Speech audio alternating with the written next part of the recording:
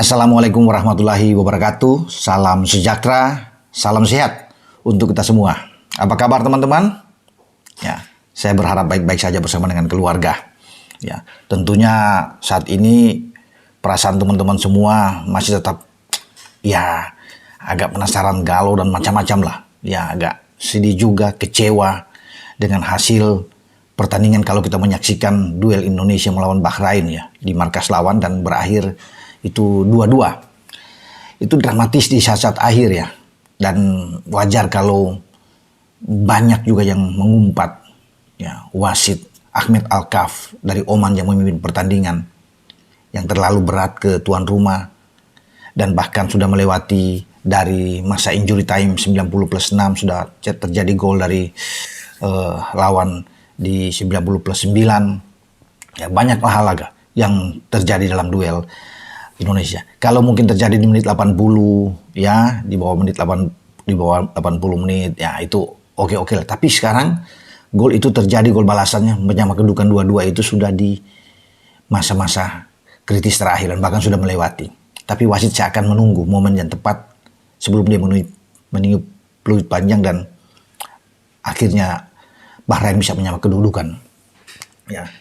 Ada protes keras dari pemain-pemain Indonesia di usai pertandingan. Ya, ofisial STY sangat kecewa, bahkan dia bilang wasit ini memimpin dengan sangat memalukan. Ya, banyak hal-hal yang bias di dalam pengambilan keputusan dari Ahmed Alkaf ini. Ya, manajer kita Pak Sumarji diusir karena coba untuk protes keras, dikartu merahkan.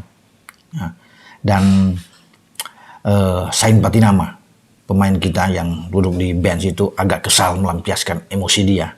Luar biasa kecintaan dia terhadap Indonesia.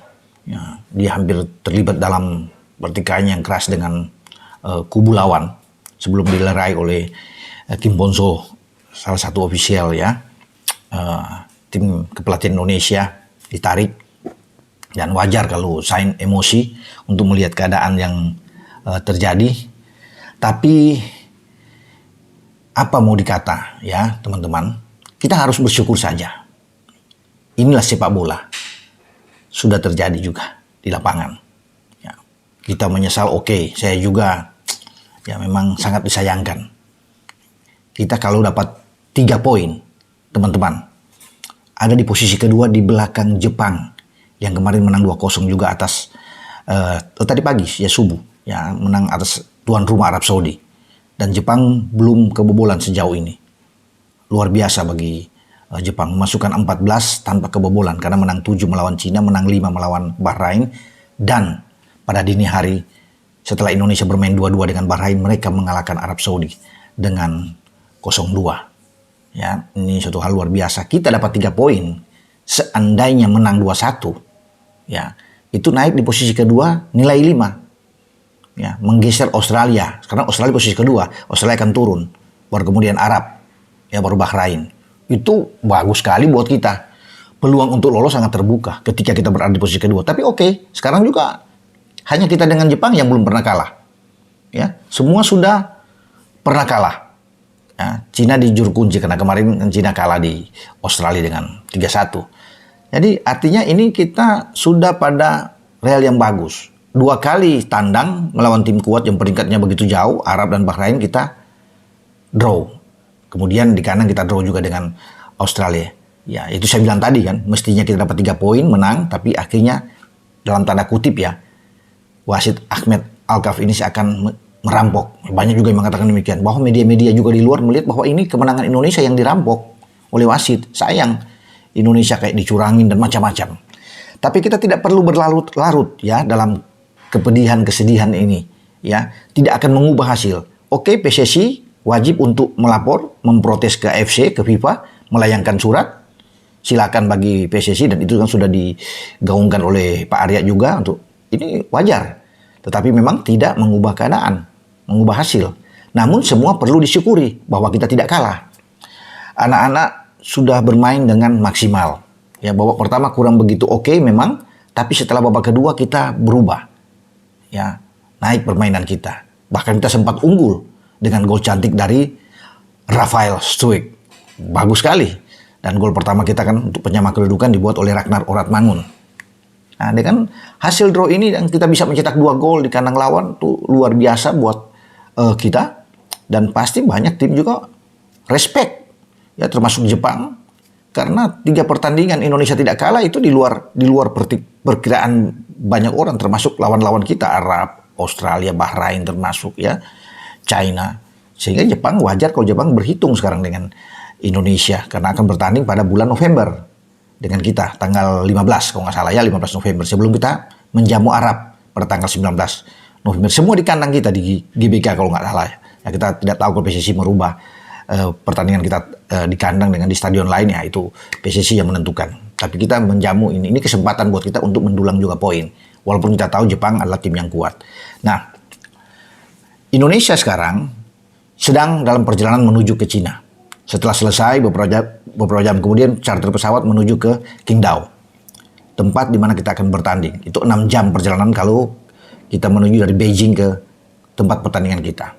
Ya cukup memang melelahkan, tapi dengan mencarter pesawat saya pikir udah bagus ya untuk pemain-pemain biar bisa beristirahat lah ya mereka di pesawat, dan kemudian bisa memangkas waktu yang terbuang kalau kita pakai pesawat komersial. Jadi memang sudah dipikirkan dengan matang oleh Pak Ketua, Pak Erick Thohir, untuk bisa membuat pemain-pemain dan ofisial lebih tenang. Nah, kita lupakan dulu Bahrain.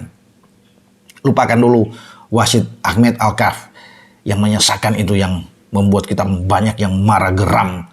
Udah. Ya, walaupun sebenarnya saya bilang memang nggak boleh AFC menunjuk wasit yang sama dalam satu negara yang bertetangga atau serumpun. Ya, masih banyak negara itu kan di Asia Barat, Asia Timur masih banyak, Asia Tengah masih banyak, Uzbekistan lah, ya, tuh Kirgistan, wasit-wasit yang memimpin, Korea Selatan masih bisa, dari India sana. Pokoknya tidak ada sangkut paut dengan Indonesia di wilayah Asia Tenggara dan mereka di wilayah satu wilayah sama di sana. Ya, semua dipimpin oleh wasit-wasit dari Oman, kecuali VAR dari Kuwait. Ya, saya pikir ini juga akan dilihat oleh AFC untuk pertandingan-pertandingan berikut, termasuk lawan Cina, bagaimana menempatkan wasit-wasit yang baik. Dan saatlah kita harus selalu untuk bisa berteriak memprotes dari PSSI untuk kebijakan-kebijakan yang tidak begitu oke ya, tidak begitu nyaman buat kita. Dan buktinya ya kita dirugikan seperti ini. Tapi saya bilang sekali lagi, kita sekarang fokus ke Cina aja. Ya, sudah lewat pertandingan dengan Bahrain, ya saya bilang sudah alhamdulillah kita tidak kalah, kita masih dapat poin 3 poin, dan sekarang tugas kita adalah mengambil poin penuh di Cina. Cina sekarang akan coba untuk naik setelah 3 kekalahan mereka menjamu Indonesia harus menang pasti. Ya, mereka tidak ingin malu di kandang mereka. Tapi kita punya modal bagus sebagai tim yang sekarang menjadi pusat perhatian. Ya, agak disegani. Dan Cina pasti akan melihat itu. Ketika kita mampu menahan imbang 3 tim kuat, ya bukan tidak mungkin kita juga bisa melakukan hal yang sama, bahkan bisa memenangkan pertandingan melawan Cina. Makanya anak-anak ini saya apresiasi dengan perjuangan ya bagi Jai Isyas dan kawan-kawan yang sudah berlakukan pertarungan yang luar biasa melawan Bahrain, dari tertinggal 1-0 dikejar 1-1, unggul 2-1 dengan gol cantik dari Rafael sebelum ada gol 5 menit terakhir itu yang di injury time sudah melewati waktu. Ya sekarang kita konsen aja melawan Cina. Karena kalau kita tidak kalah melawan Cina, balik ke kandang kan bagus Indonesia. Jadi perlu bangga saya pikir buat kita semua, karena kita ini belum terkalahkan bersama dengan Jepang yang memimpin klasmen sementara.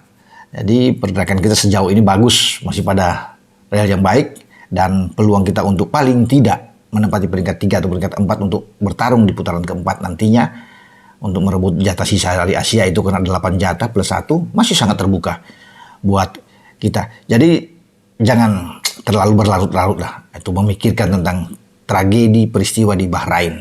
Sekarang waktunya untuk mengalihkan fokus kita itu Cina di depan mata, dan tuntaskan semua pertarungan yang ada di Cina itu dengan hasil yang baik dan hasil yang positif. Rakyat Indonesia tetap mendukung penuh.